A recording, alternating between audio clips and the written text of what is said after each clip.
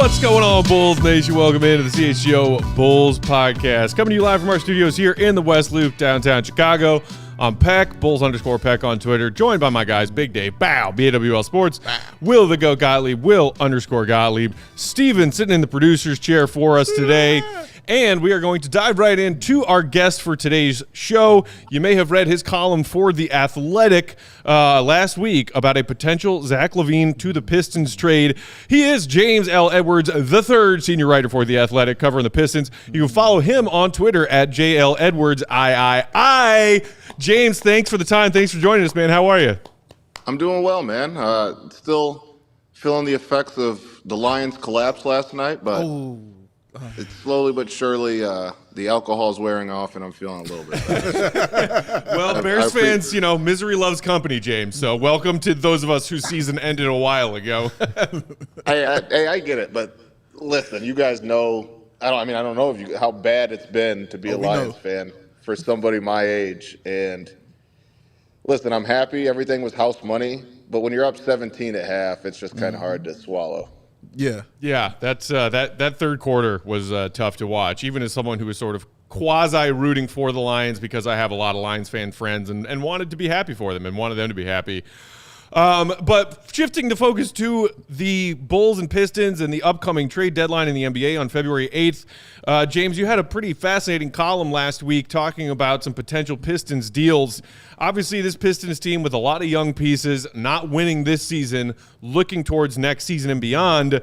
I think a lot of Bulls fans who read that column of yours were, piqued curiosity-wise because it said, hey, there might be some interest in Zach LaVine from the Pistons, but also the Pistons seem very keen on keeping all of their quote-unquote blue-chip prospects, how you phrased it, of course, that being Cade Cunningham, Jaden Ivey, Jalen Duren, and Ausar Thompson.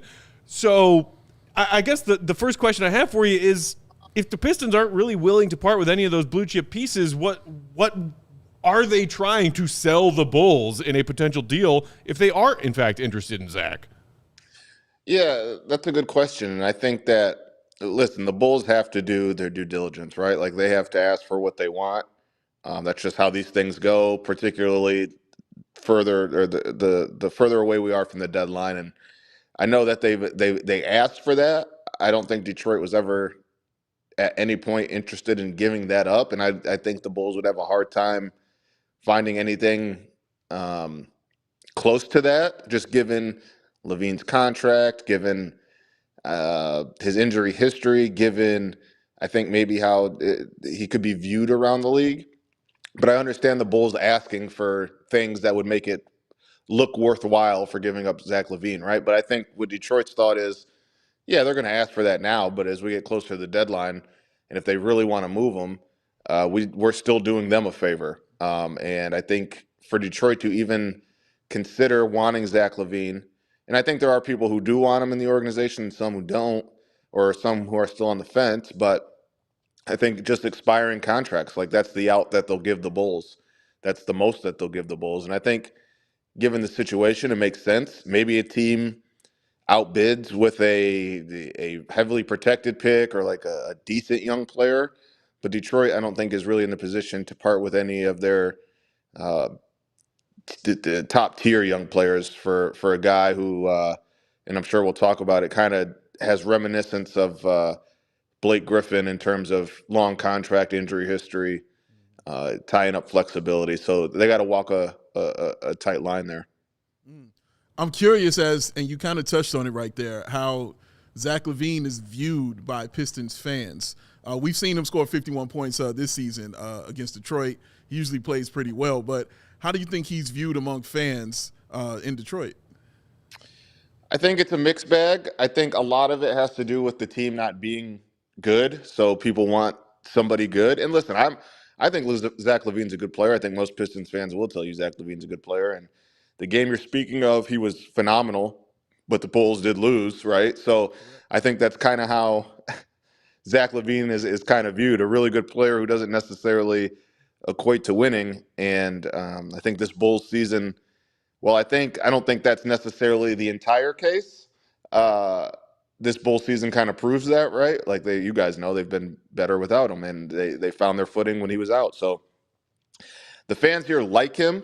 I think the majority would be fine with giving up just expirings. I think a lot of them would draw a hard line at giving up anybody of great value just simply because, listen, are we sure this happens? No. But, like, if you tell me Jaden Ivey 3 years from now is as good as, like, Zach LaVine at that age, like, I'm not surprised. Would I put money on it? No, I wouldn't put money on it, but I wouldn't be surprised either. I guess, James, like, how focused are the Pistons, in your opinion, on adding talent at the deadline? Like, they had obviously the super long losing streak and things looked really dire and desperate, but they've been playing a lot better lately, a lot more competitive. Obviously just beat the Thunder, which was pretty surprising, if not just like kind of a crazy outcome. Does it feel to you like they are still really focused on adding some talent that can sort of help bring up those blue chip guys that you're talking about? Or is it more just kind of like this, outsider fan perspective of like, yeah, it makes sense for them to start adding because they don't really have a ton of extra draft capital. They've obviously got a protected pick out the door this year. But, like, I guess just like how interested do you think they really are in bringing in talent at the deadline? Yeah, it's a good question. I've always gotten the sense, and I've tried to get this across in my reporting, that any big moves will come after the season. I haven't really gotten the sense that they're dead set on making a big splashy move in the next week. Could that happen? Yeah, I think it's possible it happens. The team has 6 wins, and they got a ton of expiring contracts, and this league is this league, right? Like, crazy things happen. But I've always just kind of gotten the sense that they'll probably add around the margins and reevaluate this summer when a lot of that money comes off the books. They'll know where their pick is. This isn't a great draft, right? So it just makes more sense for me to just kind of wash your hands this season and keep it moving. But I also think, like, even adding around the margins makes a big difference. Listen, the team has 6 wins, so I'm not sitting here acting like they've completely changed their trajectory. But since just trading for Mike Muscala, right, like an average NBA big man that has a different skill set than their other big guys, like, has made a difference. They've won 3 games since that trade. I think they're 3-4 since that trade, and they had up to that point 2 wins, 3 wins for a couple months. Like, just adding marginal NBA players to fill out the rotation. I mean, before it was James Wiseman playing 15, 20 minutes, Killian Hayes playing 15, 20 minutes, Isaiah Livers playing 15, 20 minutes. Like, a bunch of young guys that really haven't proven anything. Now they're adding kind of veterans who have done stuff, and you really see, like, the basketball look better. And it's been as simple as that. So I don't think they, like, feel pressured to do anything massive right now, and I don't think they will.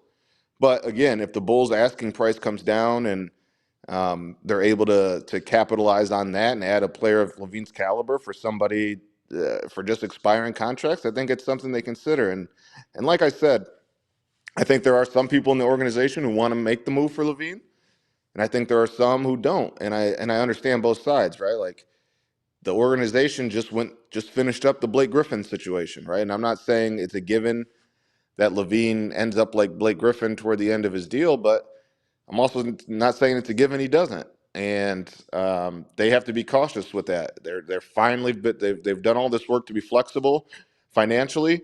I don't mind using on one player, but you got to be smart about that one player. And I understand having the hesitation with LaVine, and I also understand wanting to add a top 30, top 25, whatever you want to call LaVine, to your roster too, if it's that cheap. James, your latest for The Athletic that I think dropped earlier this morning that was talking about some other potential teams the Pistons might be looking to make a trade with before the deadline. You mentioned the Lakers, you mentioned the Knicks, you mentioned the Thunder. In that column, you also had a note that the Pistons are also not necessarily eager to let go of Bojan Bogdanovic or even maybe Alec Burks in a deal unless they're really happy with the return. And Bulls fans were trying to stomach the idea that maybe instead of any of the blue chip younger players, that and getting off Zach's contract might be the best perk of that trade if it did go through. I guess my question is, you mentioned just a second ago that some people within the Pistons have differing views on whether or not they want to make this deal for Zach.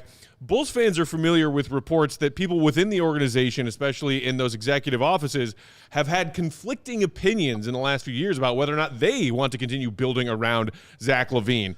Do you see from your intel something similar going on in Detroit where they can't quite all come to terms on which of these young prospects they really want to build around and who they're willing to trade and who they're not willing to trade?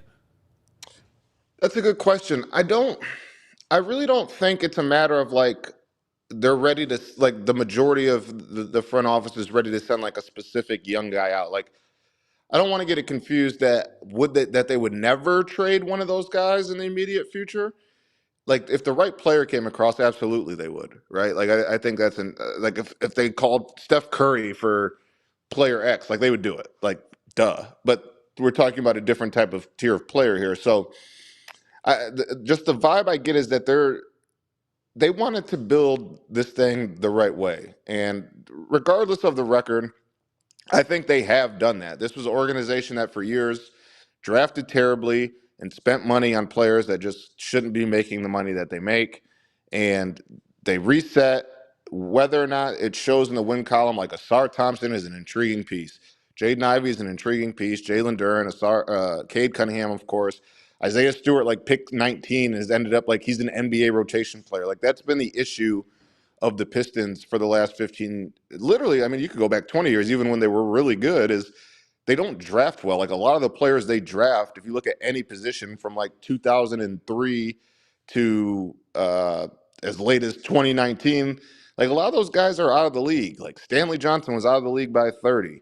Sekou Doumbouya, Henry Ellenson, Austin Day, Rodney, like, we can go on and on with trivia question basketball players, right? But this time around, I think they have a bunch of intriguing pieces, and they want to build it the right way. They don't want to rush if they don't have to, just because of what their record is. But like I said, I don't like if the right player came across, I think they would do something. It's just, I just think they're more keen on making sure that when the right deal comes across, that they have everything at their disposal to go get that, whatever that player is. And I'm just not sure that a lot of people are ready to say Zach LaVine eating up so much of the cap is worth maybe putting yourself in a bind when that situation comes. The one player I think that's been mentioned the most in this trade from you all has been Jaden Ivey. And I think the reason that is out of the players that you all consider the blue chip players, he felt like the one from the outside looking in that you guys were kind of lukewarm on. Sometimes you would see him not starting, sometimes you see him not playing, then you see him sometimes in the starting lineup. It seems like things are kind of progressing, better for him. What is the feeling on Jaden Ivey with the Detroit Pistons? Is it still lukewarm? Are we just wrong on the outside looking in to even be considering him? What's the feeling on him? I certainly think that a lot of the reason the Ivy situation this season has been kind of weird, and like you said, he doesn't start some games, maybe he has a short leash. To me, it's coaching. Like, that's a coaching decision. That's not something that the front office is pushing. If we're up to the front office, Ivy would have been playing more sooner. But you guys know how this goes. Like, you can't.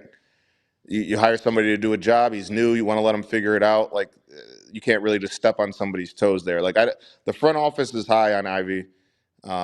Some more than others, of course, right? Like, that's just how it works. But I don't think that the Ivy made sense because it's almost like they play the same position, right? Like, so it makes sense. Like, you can't have Cade, Ivy, and LaVine. That's just probably not going to work.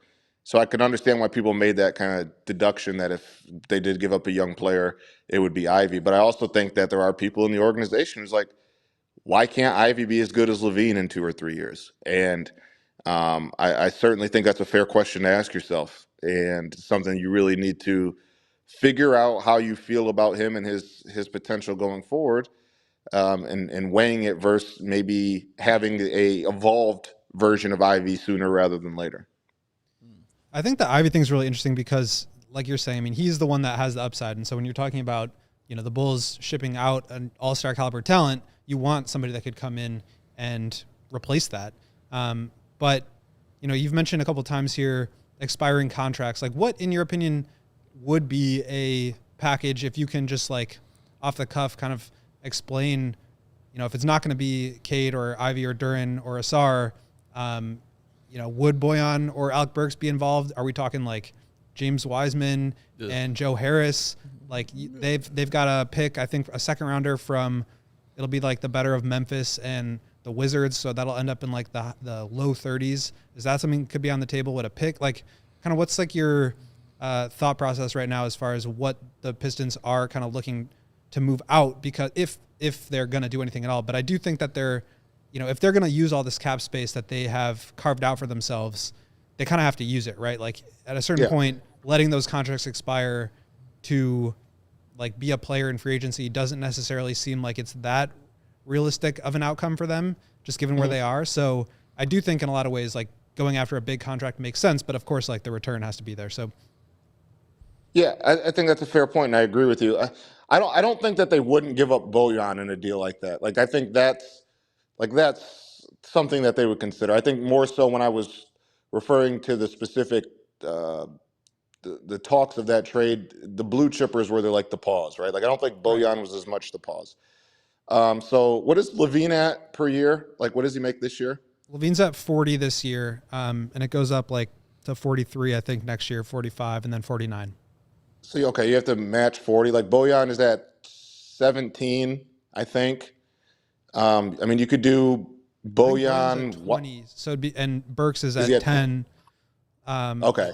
Stewart's kind of difficult because he's got the poison pill, but like that could work because the Pistons don't have to take the full $40 million exactly back because they're underneath the cap right now. So it's just there's like all these different weird kind of variables that are going on, and it's just interesting to think about it from a Pistons perspective of like, all right, what are the pieces that we can put in to make this work if we're serious about it? Yeah, to me, I think, and I could be wrong, but like in my opinion, the offer would be Bojan, James Wiseman, get you to 32, and then maybe like like Joe Harris makes too much. I mean, it depends. I mean, if the Bulls, you could take your pick of Wiseman and Joe Harris, I guess there, and I'm sure they would throw in a second round pick or two. I think that's kind of like where they would stop, because I think like there's interest in them. Like I think they can re-sign Alec Burks, who obviously is a guy that most benches in the NBA would want, and if they feel like they can do that, I understand trying to keep him away. Totally. But it's certainly like I just don't think they're like I don't think they would even involve Isaiah Stewart in a deal like that, just because they're already on the fence. Isaiah's young; he's only 22. I think people forget that, even though he's been in the league. This is his fourth season. Improved from three. He's the team's best defender. I just think that they'd let them pick their assortment of expiring contracts and maybe toss in a second round pick or two. Like I kind of almost look at, and again, it's not a smack in the face to LaVine, who I really like as a player. It's just the situation, right? Like it's already out there that like the Bulls really don't have any suitors for LaVine. It's pretty clear that they play good basketball when he's not playing. They have an opportunity to kind of semi-reset, and there's just not a lot of leverage there. So I think Detroit would allow them to pick their assortment of expiring contracts, a second-round pick or two, just kind of very similar to what Detroit got from Cleveland when they traded Andre Drummond. I just think it's kind of, but maybe instead of like Brandon Knight and John Henson, they'll give you a good like veteran and Bojan Bogdanovic, right? Like to respect LaVine's like all-star prowess and top 30 player, top scoring. Like I think you'd get Bojan as opposed to two guys who would later be out of the league, but I don't think it'd be much more than that in terms of like positive assets. James, we appreciate the time and appreciate you joining us, man. Bulls fans, if you want to stay in tune with what's going on in Detroit between now and that February 8th NBA trade deadline, you can follow James and his work for The Athletic on Twitter. JL Edwards III is the handle. He's as good as they come. James, I have to ask you. I have to ask you the question, man. I'm sure you've heard it a million times. Are you related to Pistons legend James Edwards? No. Tell me. I am not. I get that all the time. Yes.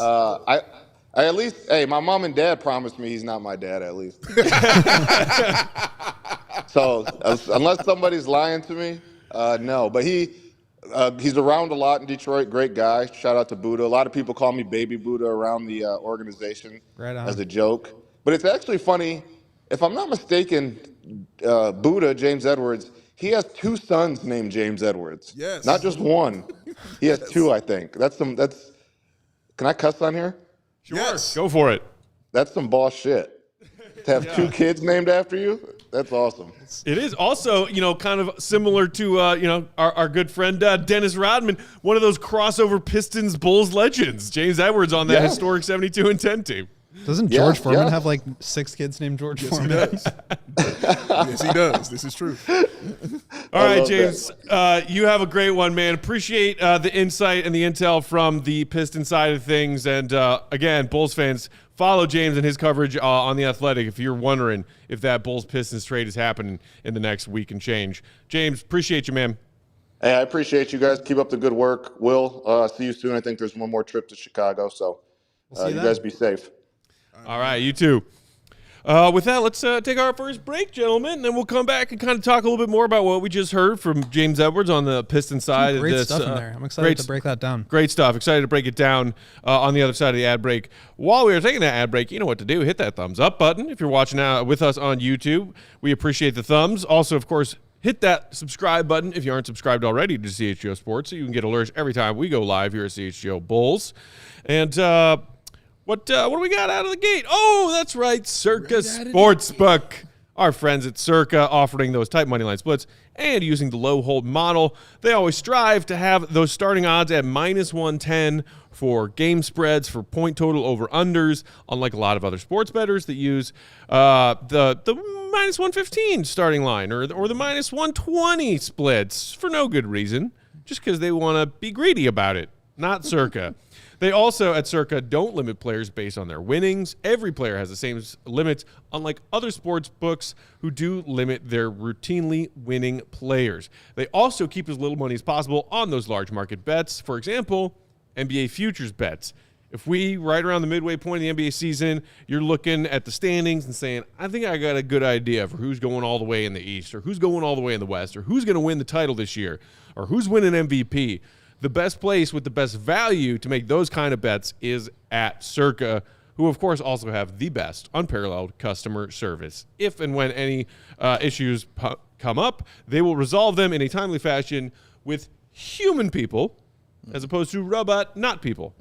The best customer service in the biz. We can vouch for it. The same people who run the incredible Circa Sportsbook at Circa Resort and Casino in Vegas. We've been there, met their staff. Wonderful people. Those same wonderful people are running and handling their app every day. Download that Circa Sports Illinois app at circasports.com/Illinois-app to sign up today. Be on the lookout for Circa's events, watch parties, and tailgates as well. If you or someone you know may have a gambling problem, call 1-800-GAMBLER. That's 1-800-426-2537. Text GAMB to 833-234 or visit areyourreallywinning.com. Working out, staying in shape, getting it right. That's something Steven's all about. I love it. Yeah, a little bit. Yeah. It's pretty much my life. Yeah. Yeah, it's what he does. Outside of eating food and things like that and producing. I do produce some shows once in a while, too. I just said that. See, I'm on you, Steven. I got you. Sir. I got your back. And you know what else got your back? The Midtown Athletic Club. In case you want to get right and get it tight at a wonderful facility, Midtown Athletic Club is the place you need to be. 4 awesome locations, one in Palatine in the northwest suburbs, Bannockburn in the North Shore, Willowbrook in the southwest suburbs, and the Midtown Athletic Club and Hotel in the middle of Bucktown and Lincoln Park. It is Matt Peck's sister approved, it is Bragg's approved, and it's Steven approved. You vouch for that? Yeah, absolutely. They have a golf simulator there. You can't top that. Come on. I forgot. Find that at any other gym. I dare you. Damn. Yeah. He's not playing. It's a guarantee. Also, You double dare me. The Midtown Palatine has launched a multi-million-dollar transformation of the club, which will be complete early this year. And because of that, Midtown is offering no initiation fees this January at their Bannockburn, Palatine, and Willowbrook locations. So hurry up and sign up, guys. Time is running out to save yourself some money. Hurry up and go ahead and sign up. They got something for everybody. Single people, families with kids, people looking to make lifestyle changes, holistic wellness. They got it all. Over 100 classes per week included in your membership. The high-intensity interval training, the yoga, the boxing, the spinning, cycling, the cross-training, the group exercises. As Steven mentioned, the golf simulator. They got it all, man. Of course, the basketball courts that we saw Braggs on doing his thing with Carm. That was hilarious. But they have so many wonderful things. Of course, the Carm and Hogue approved tennis courts. Play paddle tennis, pickleball, whatever you want to do. Outdoor, indoor courts, y'all. Professional quality all the way. And it's also Wait, were you out there for the show that they did? I was not. No. Okay, all right. I was about to say regale me with some wonderful tales because they always have wonderful times out there. Yeah, like Braggs. that? I did love watch the show. Braggs was raving about the fries. Mid-show, he couldn't even pay attention to the show. He was just staring at someone's fries on the table. It was great. He That was sounds Great about food too. Yeah. but he was the first one there to work out. Yes, he was. He Yeah. was there at like So 9 you gotta a.m. give he him that. said. After your workout, you can reward yourself with fries. Yes. Yeah. He was That's staring at them enticing. so much they got notice of it. They ended up bringing him 2 big bowls of fries during the show towards the end of it. I mean, that's the most I've ever thought about going to a gym ever in my life. I've been doing that at every restaurant since, just hoping someone's gonna bring me food. It hasn't worked. So I gotta figure out how Braggs is doing this. You got to have some girth on you. Let me start Yeah, there. that might do it. Got to have some girth. Everybody want to feed the big fellas. Time roll, man. Go ahead and go to midtown.com/CHGO to find out more and to tour the Midtown Athletic Club nearest you. It's the Midtown Athletic Club, y'all. Sweat it out. Rolling along. Also, come on. Shout out to our guy Fish in the comments who pointed this out. We got 150 plus watching and only like 20 some likes. Come Crazy. on. Hey, Hit Julia. the like button. That's Please. nuts. Please, y'all. Do it for Joey, even though he's Do not it for here. Joey. Do it for Steven. Damn right. Who's working out, eating fries, taking cold showers. That's right.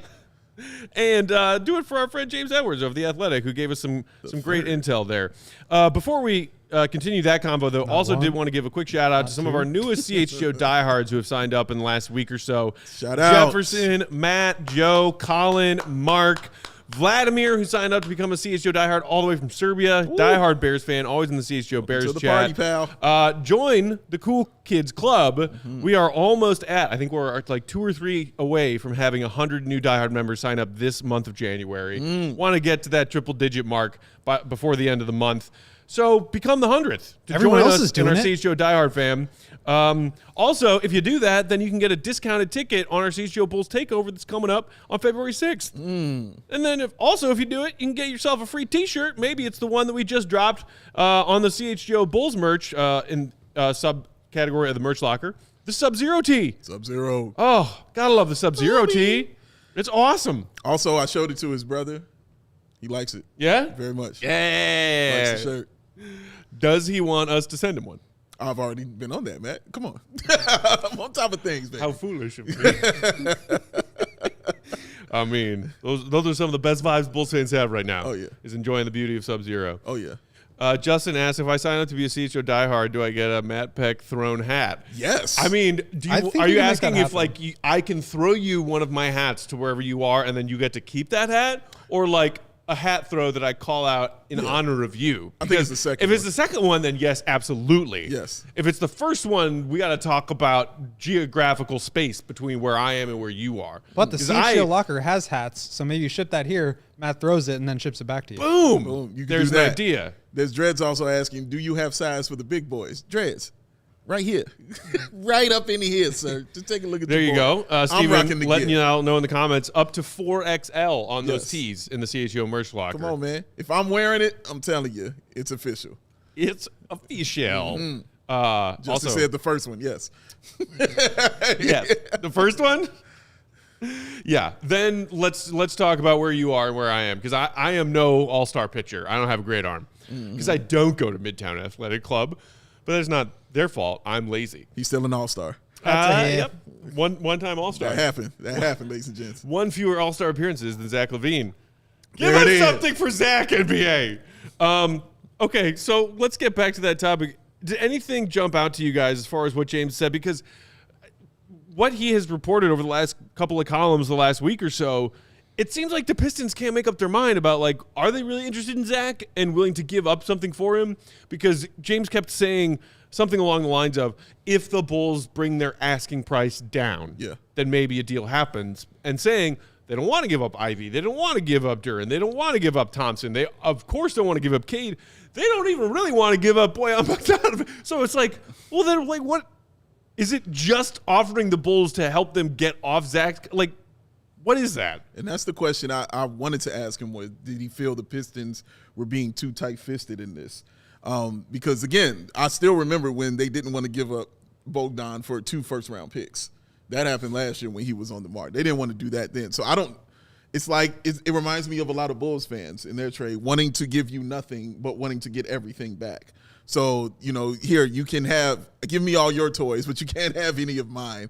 is what it feels like. So I don't know. And the fact that they have 6 wins, you can't have you can't have more blue chip prospects than you have wins, you know? And I'm like, are you holding on too tight to it because you just want to see it stand out? Because we've seen that not work out in the NBA many, many times. Just holding on to all your stuff and not working out. And then you're like, okay, now you can have our stuff. Oh, nobody wants your crap because we know it's crap now. So, yeah, I don't know. You're right, Matt. They have to make a decision about what they want to do. Like, it's going to come down to that point. And, yeah, I don't know what they're going to do. Well, Bat's going to be against the wall soon. So my take on what James was saying was basically that the Pistons are considering doing the Bulls a favor by taking LaVine off their hands. Yeah, we'll do that for you.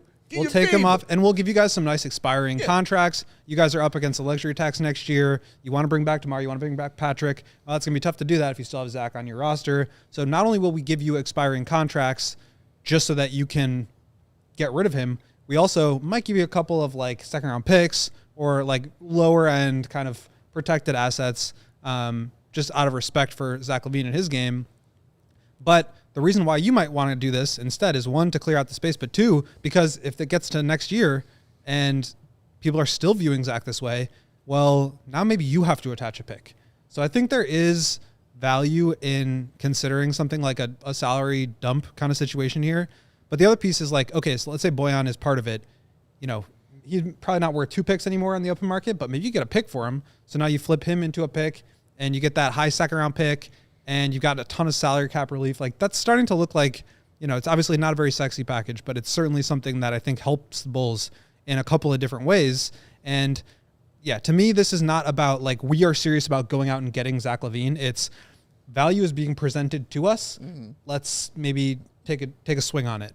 And so I don't really view the Pistons necessarily as like motivated to beat out other offers. Sure. Maybe at that point comes, then we're talking about one of their blue chip prospects. But right now, there's no other offers to beat out. You know, yes, they probably want to add talent and they want to get better, and LaVine helps them in those ways. Sure. But he's not necessarily somebody that they're like breaking the bank to go out and get. It's just, okay, well, we have a chance to buy low on this former All-Star player. Sure, and especially them having that low amount of wins. It's like like he said, they can usually just say, screw it, we ain't going to do anything, right, and just keep losing. We're under no pressure to, what, are we going to get to the second worst team in the league? Right, you know, like, exactly. But I do think there's value in going and getting that kind of player. I mean, he mentioned it, like when you put Mike Muscala in the lineup, they look a lot better. When they got Bojan Bogdanovic back from injury, who adds shooting and scoring and playmaking, they looked a lot better. And so you add more offensive juice to help unburden some of these guys. Zach's younger. He's still got the athleticism in his game. He's still young enough to be a part of that core. And not to mention locked in, I brought up the salary cap piece for the Pistons. Like, they've got all this expiring money. They've got cap space. But like, what are they going to do with it if they don't use it to take in big contracts? Because they're not signing a max player on the open market. Everybody's already signed except for Paul George. I don't think he's just going to go to the Pistons. Right. So this is a way for them to absorb an all-star caliber player.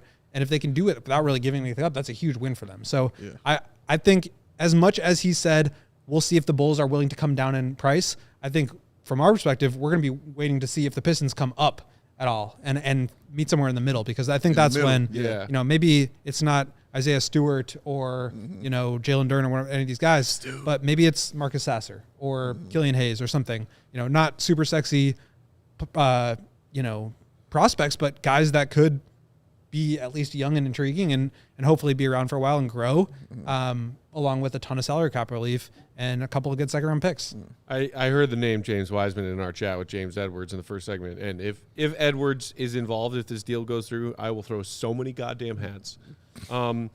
People in the comments chiming in with their takes. Justin Johnson saying the Pistons will give us gas money for Zach if we do things their way. As they should.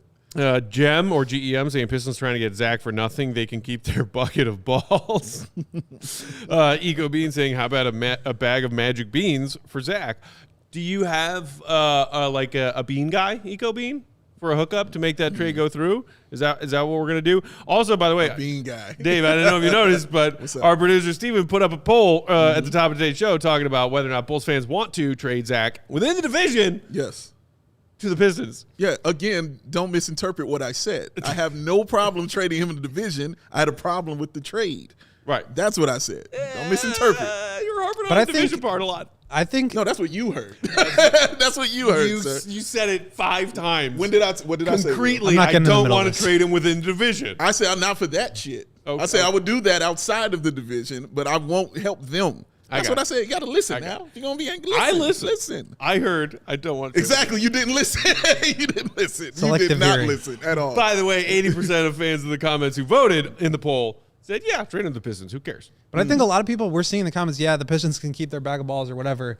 At the same time, a lot of people are saying, just get rid of Zach and like go get an all-star. Like that's not going to happen. They're not going to get a great return for him. So if you've made up your mind that you don't want Zach on the team anymore or that you want to move on from him, you have to also be willing to accept the fact that other teams kind of feel that way too, and they're not willing to give up a ton of good assets. So you kind of can't have it both ways, and that's where the solution of getting off the money with some lower end, semi-positive assets like a Marcus Sasser or a 32nd overall pick, like that could be the best you get, and it also could prevent you from having to then attach something down the line, because that's really, I think, everybody's biggest fear. Because then you're stuck with him. You're not attaching assets to get rid of him. Right. Jamie Anthony in the comments said, meet in the middle, please. And that kind of, when you were just talking a minute ago, Will, about, can the Bulls offer come down a little bit, or asking price come down a little bit, or can the Pistons offer go up a little bit? And to me, that's the part that is fascinating right now as we stand, a week and 2 days away from the February 8th trade deadline. Which one of these teams, if either, makes the first call since the last chat happened with something different than where the last conversation ended between these teams? That's a good question. It's, this game of chicken. It's like, okay, do you really want Zach LaVine? Well, we're not giving him to you for that. Or Pistons saying to the Bulls, do you really want to get rid of Zach LaVine badly? Then we'll give you this for him, and you get that and like it. I don't know right now which of these teams is more inclined to make this move because they want it and are willing to budge from where they currently are. Correct. And, James Edwards' column from last week made it sound like there have been some ongoing talks, throughout this season between the Pistons and Bulls about Zach LaVine. And he didn't even say in that column, in that report, that the talks have stalled or broken down entirely. It's just like, okay, it just seems like they're sort of in a stare right now where this is what the Bulls want and this is what the Pistons are offering. And even if so how does that conversation get reignited? Which team blinks? And even if you look at the Bulls asking for Bogdanovich and one of the blue chip prospects, like they're not also asking for 3 first-round picks. So that's probably coming down from what they initially were asking for this past summer when they were shopping Zach. So I think the price is coming down. I think it will have to continue to come down. But can you get them to meet you somewhere in the middle? And I think there's not really a lot of incentive for the Pistons to do that at this point. Now, if another team emerges and becomes interested, now there's maybe a little bit of a bidding war and some struggle there to see who can offer the best thing. That's really what the Bulls need. But even if you look at some of these other trades, like the Clippers going out and getting James Harden, nobody else in the league wanted James Harden. Nobody else. Bulls did. I mean, that was just like, I think that was like just fans kind of thinking about it. Like I don't think But you're right. the One of many Bulls, teams, right. I don't think the Bulls were ever actively interested in James Harden alone. I can say that. But what did the Sixers get for him? Right. You're right. They got 3 first-round picks, and they got a ton of expiring salary. So at a certain point for holding out, now the Clippers were really motivated to go get him, and so they matched the price that the Sixers wanted, but it's not like they were outbidding anybody. Correct. So it's really a question of how motivated is this team to go out and get him. It does not sound like the Pistons are very motivated to bring him in, but they're willing to take him on because they think he could be a value play for them at the price that the Bulls might have to relinquish him. Do you think the Bulls continuing their winning ways, like say for another week, do you think that will help or hurt what the Pistons could come back with in an offer? Assuming Zach doesn't play, I don't think it really makes a big difference. And it sounds like Zach will be out now, at least until the deadline. I don't really think it makes sense to try to bring him back at this point prior to the trade deadline. So to me, it's not really about the Bulls' performance or how anybody else on the team really looks. It's really continues to be an external thing of, does anybody else actively want to go get Zach? Because I think the Bulls are willing to give him up for the right price. they may have to adjust what the right price is in their mind, but it does not seem like they are, well, maybe we shouldn't trade Zach. It's like, all right, let's get the right deal, and we're happy to move him. Does anybody want to buy my shirt? I'll trade you my shirt for a grilled cheese. Guys, can I add an interesting wrinkle to this? Please do, Steven. I like interesting. All right, let's go over under 12.5 Bulls trades with the Pistons in their franchise's histories. Like in entire franchise histories up to now? With each other. How many Bulls Pistons trades have happened? Yes. Over under 12.5? Yeah. Under. I'm going to say under. Yeah, I'm going to say under 2. I can't even remember a trade that they've. The number is 4. Yeah. And there's a reason I brought that up. There's a reason I made the poll. These teams don't trade with each other that often, and they never do any trades of significance. You want to read off some of the trades they've made? Mm-hmm.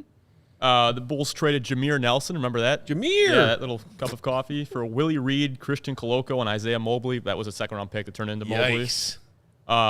I saw of Spencer Dinwiddie in the powerhouses. chat a couple times. The Bulls traded Spencer Dinwiddie in the Cameron Bear-style trade. Yeah. The Bear! Bulls legend, Cameron Bairstow. That was in 2016. The one prior to that, 30 years prior, we go Sidney Green, Ricky Winslow, Green. Earl Cureton. I don't even know who that one is. Sidney Green was hard, boy. He could play.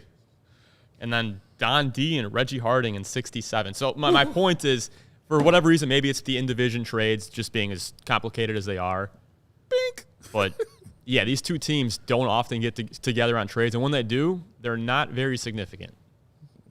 Yeah, it's interesting goes. to think about like Bulls trade history, and obviously so much of that comes back to who was the manager at a certain time. So like Troy Weaver's been there for only a couple of years. AK's obviously only been there a couple of years, so those are new. But Jerry Reinsdorf's been there since '84 or whatever it was. So yeah, it's hard to say kind of like what the perspective is, but I will say, in my opinion, like these interdivisional trades, or like I know in the past, like Jerry did not want to trade with the Lakers. I don't really think that's going to be a barrier anymore, because it's just like there's 30 teams. You're one of them. There's 29 other teams to work with. If you say, not going to work with you, not going to work with you, don't want to trade in division, all of a sudden now you can only trade with 20 teams. And it's like you're cutting off a third of the marketplace if you do that. So I just don't think you can really afford to. And you're seeing that with like the Clutch CAA drama, where nobody from Clutch is going to go play for the Knicks because they're run by Leon Rose and Worldwide Wes, and those guys are Clutch guys, or I'm sorry, CAA guys, and so they don't want to intermingle. And OG Anunoby used to be Clutch, but then he changed his agent, and then he went to the Knicks. It's like they are cutting themselves off from being able to do good business, and that's why I think you're seeing, all right, maybe Rich Paul's going to go have a sit down with Leon Rose, and they may break bread and figure out a way to work together. You can't afford to work like that in such a small marketplace, and so maybe that continues to be true, maybe not, but like I think it's a bad approach to cut yourself off from certain trade partners, even if it means you have to see Zach, in division 4 times a year instead of just 3. So I don't know that you can really operate that way. I think you're underestimating the pettiness of GMs and owners. I'm not saying they won't. I'm saying I think it's a bad approach. It's a bad approach, and they shouldn't do it. I don't really feel that way. Like if I look at a guy like Pat Riley, and he picks a team like he's like, screw you, I hope you burn in hell and never ever get anything, I want to play for you. I like that kind of approach and that kind of mindset with certain things. Now, you don't want to cut off, your nose to spite your face or do something like that. And I don't think that's what this is with Zach LaVine, to be honest with you. Like, fine, I keep Zach LaVine. I'm fine. I keep Zach LaVine. It'll be fine. But if it's something that is harming your team, like really screwing with it and doing it like that, I don't think Pat Riley would do that.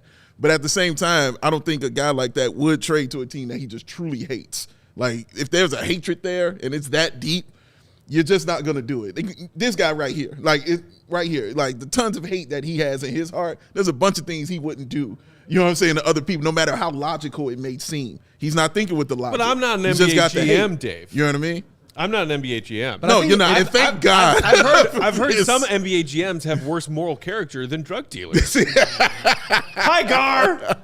Hi, Gar. See my point? I get you. And I think it's also worth pointing out that it works the opposite way too, which is that if you have a relationship with another GM, you're maybe more willing to make trades, like continue trades. Right, so the Bulls have done multiple things with the Wizards. Correct. You know, like I think there's probably a reason there, and that's that they have a good relationship with that. Yeah. You know, there's a reason why DeMar signed with the Bulls because he had a relationship with Mark Eversley. Those things really matter. So I'm not saying dismiss it, but I do think at least from where I sit right now, which again is on this chair and not in the GM chair, you can't afford to say, I don't want to trade in the division, or I don't want to trade to the Buss family or to the Pat Riley or whatever, because then you're cutting off optionality from yourself, and that's a bad place to be when you have very few suitors in the first place. Okay, we got to take our second break real quick. We'll come back and wrap up. I did want to touch on and continue our conversation from last night's postgame about the strong minutes we saw from Julian Phillips, because his coach and his teammates all had some wonderful, insightful things to say about Julian after that great game he played last night.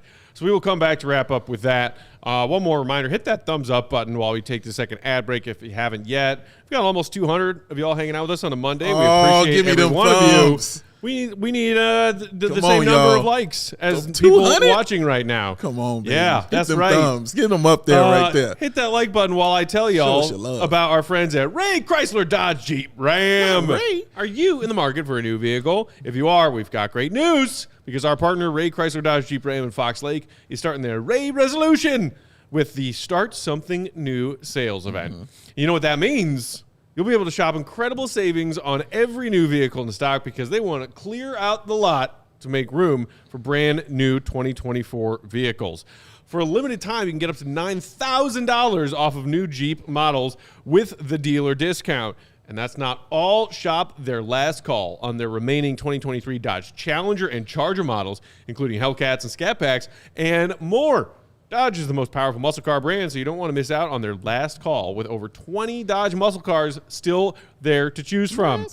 At Ray CDJR, you'll always be able to shop one of Chicagoland's largest inventories and drive home with more money in your pocket than you'd expect, thanks to that Ray price promise. You know what that is, right? The price you see listed for their vehicles on their Ray website is the same one you will pay when you go to the dealership and say, hey, I saw this price on your website for this car. I would like this car for this price. No gimmicks, no funny business. The only way that you will pay a different price than the one you see online is if they find you even more savings when you go to the dealership, which is very possible. Also, CHGO Bulls fans can get themselves a free oil change when you mention CHGO at the service center, or mention CHGO when you book online at raycdgr.com/service. But you have to schedule it before January 31st. That's the day after tomorrow. So get busy. Shout out Red, Shawshank. CTA, if you are in the market for a new vehicle, you got to check them out at Ray Chrysler Dodge Jeep Ram, because they're the only team we recommend. Visit them today on Route 12 in Fox Lake, or for more information, visit raycdjr.com. Serving the community since 1963. Yo, Steven, what time is it? Game time. See, do you see how far he has come? I remember when I would first throw it to him, just stumbling, bumbling. I was and all he nervous. Focused now, man. Well, now I know if you're doing an ad read, I just got to be really wired in. Gotta I be never in. know when I'm going to get a question. That's right. Yeah, your toes. That's right, right there. Twinkle toes. Show me them cold showers working, baby. Keep it right. Oh, you shouldn't have to worry when you're buying tickets to your next big event. Game Time is the fast and easy way to buy tickets to all your sports, music, comedy, and theater events nearest you with those last-minute deals, all-in prices, views from your seat, and their best price guarantee. Game Time takes the guesswork out of buying those tickets. Game Time has deals on tickets right up to the start of the event, and even an hour after it starts. It is not the place, no sir. It is the place to find last-minute seats. Find exclusive flash deals and sponsored deals on tickets for football, hockey, basketball, baseball, concerts, comedy, theater, and so much more. And with the zone deals, you pick the section and Game Time will do the selecting for an average savings of, drumroll Matt Peck, 18%. And the Game Time guarantee means you will always, and I mean always, get the best price. So take the guesswork out of buying those tickets, y'all, with Game Time. Download the Game Time app, create an account, use the code CHGO for $20 off your first purchase. Terms apply. Again, create an account, redeem the code CHGO for $20 off. Download Game Time today. Last minute tickets, lowest price guarantee. Because what to go Gottlieb? What time is it? Game time. Woo! All right, y'all. So we saw Julian Phillips play a high 23 minutes among Bulls bench players in their win over the Blazers last night. First real minutes he's seen in a while. He's been primarily playing down with Windy City, but on top of no Zach and still no Torrey Craig return, the Patrick Williams absence, boom, we get Julian Phillips, and it looks pretty enticing. I believe he finished with 11 points, also chipped in a lot on the defensive end. He's running the floor, had that incredible chase down block in last night's game. And we talked a little bit in last night's postgame about whether or not we should be seeing more of Julian Phillips in the back half of this season, even if Zach LaVine doesn't get traded and is around and gets healthy again, Torrey Craig gets healthy again, and where he might fit in.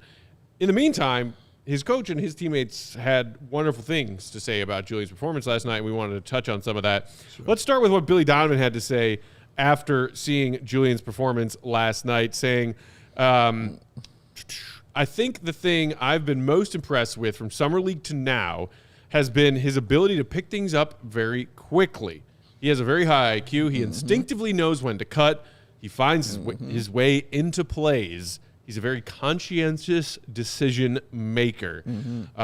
Via Casey Johnson's postgame write-up for NBC Sports Chicago last night, high praise from Billy on his youngest, most raw prospect on this Bulls roster. And it sounds like Billy agrees with our evaluation of what we saw from Julian last night. We were talking about his decision-making, his basketball IQ, being at the right place at the right time, that kind of stuff. Which and we know Billy has always had a shorter leash with some of his younger players, whether it's taking Patrick Williams out of the starting lineup for the umpteenth time or giving Ayo a quick hook if he doesn't like to play Ayo mistakes on either end of the floor, and certainly not giving Dalen Terry a whole lot of running room. But that sounds like a coach who believes in the potential of this young guy he has barely needed to call up to play real minutes yet this season, Dave. Oh, man, a few things. First of all, if you 80 likes and I will show you what's in the bag. Give me 80 likes, I will show you everything that's in this bag. You want to know what's in the bag? Everybody keep asking me what's in the bag. I will show you what's in the bag. 80 likes, I'll show you what's in the bag. And no, I saw somebody guess that it was Portillo's. No. No, it is not. Matt, Portillo's scent wafting out of that bag that is literally within my reach. Yes. I would stop talking and inhale this Portillo's. Well, he would do that and then put it back when he realizes it's a fish sandwich. That is not the enticing Portillo's smell I was referring to. Exactamundo. I am Matt proof over here, son.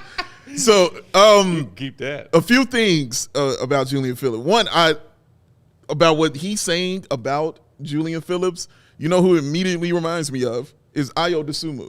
He was saying these same kind of exact things about Ayo. What happened when Ayo got a chance to play first game of the season? He pretty much has been in the starting lineup or in the lineup ever since, or I should say in the rotation ever since game one, since he got here. So hearing him say those things just definitely reminded me of that. I rewatched that Bulls game yesterday specifically to watch him. And I was just watching how he played. And Billy is absolutely right. Everything he's saying.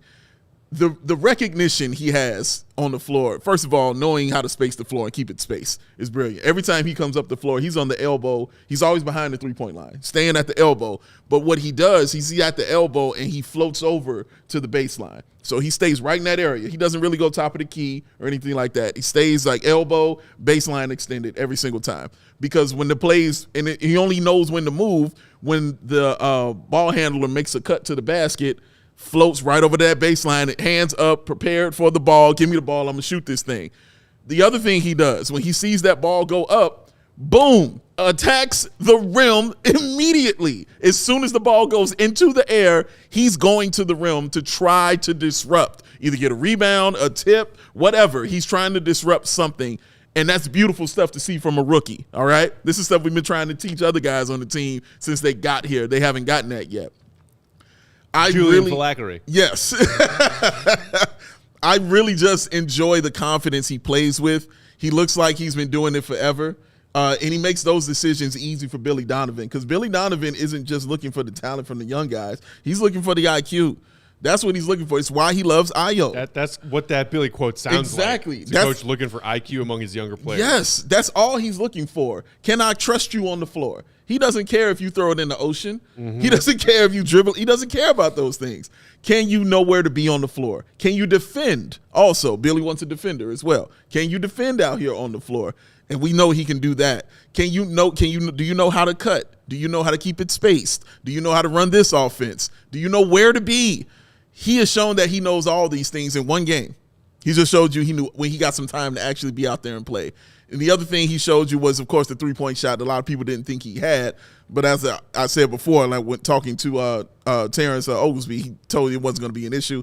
Doesn't feel like it's an issue at all with Julian Phillips. Yes, he has played himself, I think, into some serious minutes, especially with Pat going to continue to be out and with Zach continually going to be out. I think you hit it on the head. I mean, if there's one thing that Billy has consistently preached this year, it's quick decision making. And so what do you need to be able to make quick decisions? You need to have IQ. Yeah.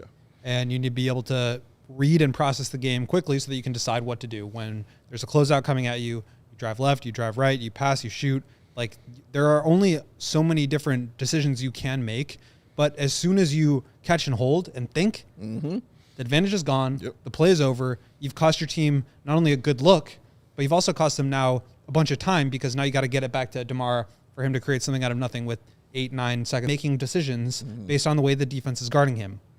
And so what we saw from Julian last night was a lot of good off-the-ball movement, floating from the slot to the wing and to the corner, and trying to, create more space for guys that would drive, open up outlets for them, and be a shooter and a spot-up player and a cutter. Yes. And I think he did all that stuff really well. And like you said, I mean, it's just really impressive for him to be able to understand that stuff as a second-round draft pick, a rookie who's played 99 minutes prior to last night's game. So I was very, very pleased with what we saw from Julian. I think he's only going to continue to get better because he always knows what his role is. Yes. And he does those things, and he's learning them quickly, and that's what's going to give Billy faith in you so that now you can play more. And then you start to incorporate more things into your game. Just real quick, Matt.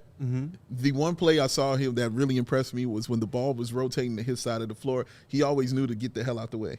And either he was cutting to the basket, to take his defender with him, so Io or whoever was on the baseline can have room to make a decision. Not just one decision, not just all I can do is shoot a three. No, if I want to drive, put it on the floor and get to the bucket, I can make that decision as well. So he knew how to move and how to get out the way and give those other guys opportunities, and to stay at the basket once he moved and got out the way, because if the ball goes up, I need to be a force inside to try to get this rebound. It's smart shit. I believe it was Justin in the comments who said Billy is, keeping the young guys where they need to be. The short minute stints are good for their confidence. If they're out there too long, they'll get exposed, which kind of goes along the lines of what you're just saying, as far as knowing what the role is. And there was another thing that Billy said after last night's game about Julian that kind of like immediately hammers what you were touching on, Will, which is, quote from Billy, "I don't mean this critically of Julian, but he plays in a very small box. He does the things he knows he can do." That's true. As opposed to young guys who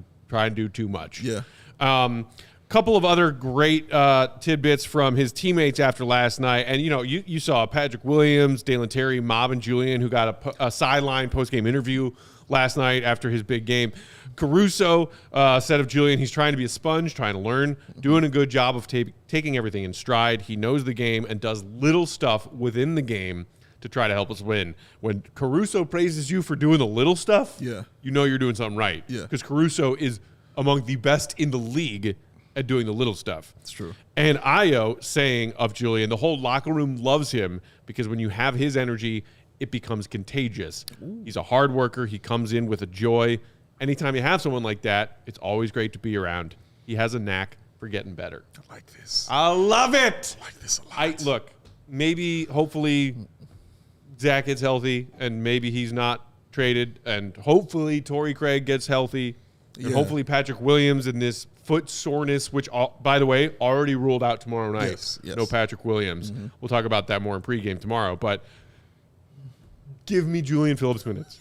Give all of them to me. It's funny Give watching them to me like the beef that's not in that plastic bag right now. It's funny watching you try to contain what you really, really, really want to do. It's funny watching. I want to watch Julian Phillips play 20-plus minutes a night, and I want to eat that beef sandwich even though I know it's not there. Yeah, this imaginary beef sandwich that was never going to happen. Yes, but I'm excited about him, man. Like, How could you not be just sitting there watching that? And then all the IQ plays and things we talked about leads to the athleticism and that sexy stuff. You know what I mean? The dunks, the alley-oops, the blocking with two hands where it looked like he almost hit his head on the goddamn backboard. Like, those things are awesome to see and to watch, and just make it easy.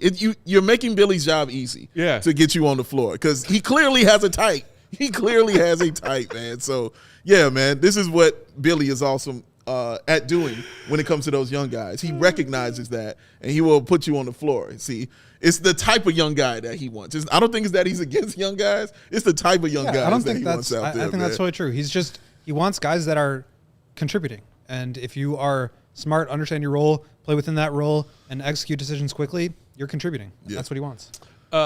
P. Will supporter. Hi, P. Will supporter. Said Julian Phillips sucks. Peck has no eye for talent. I mean, Julian Phillips sucks? I'm pretty sure I just watched Julian Phillips tie Patrick Williams' career total in blocked shots last night in 23 minutes off the bench. So, there's that. Hey. Come on, Pete Wilson. Boy, he don't plug suck, who you want to man. plug. Stand who you want to stand for.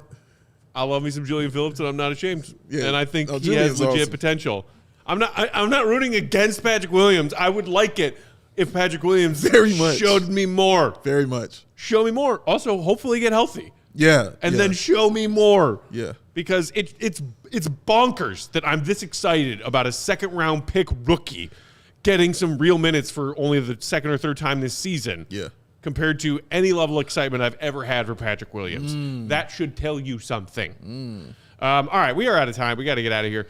Everybody, thank you for tuning in. Hope y'all enjoyed our chat with James Edwards. Again, follow him and his coverage if you want to keep an eye on what the Pistons are up to between now and that February 8th trade deadline. Get yourself a ticket. CHGO Bulls Takeover coming up February 6th. That is next Tuesday, I believe. Next Wednesday, Yep. Tuesday. On the way. Couple of tickets still available. If you are a diehard, you can get a discounted price. We're sitting in section 105. Come hang out with us. Have a pregame meet with us. Have a pregame times. drink with us. It's going to be times. fun. Also, now's the time. Sign up to become a CHGO diehard. Get some of Will's intel and best stuff that's behind that diehard paywall. You can get a discount on your CHGO takeover ticket. Also, grab yourself a free shirt when you become a CHGO diehard. Pick the Sub-Zero one that we just dropped a few days ago. Pretty dope. Hit that like button on your way out. Do it for Dave. Do it for Will. Do it for Steven. Do it for Joseph Spathis, even though he's not here with us today. We are back tomorrow. Bulls Raptors. Bulls at home. Pregame 6:30. Will, we will hear from you in postgame. Finally back at the UC. Crazy. It's been a long road trip. Been a minute. We'll talk to y'all tomorrow, 6:30 Central Time. Pregame for Bulls Raptors. Will_Gottlieb is where you can find the GOAT. Big Dave Bow, BWL Sports. Bulls_Peck. And we are CHGO_Bulls until tomorrow. See Red be good, Bulls Nation. Slacks. We all silly like the mayor.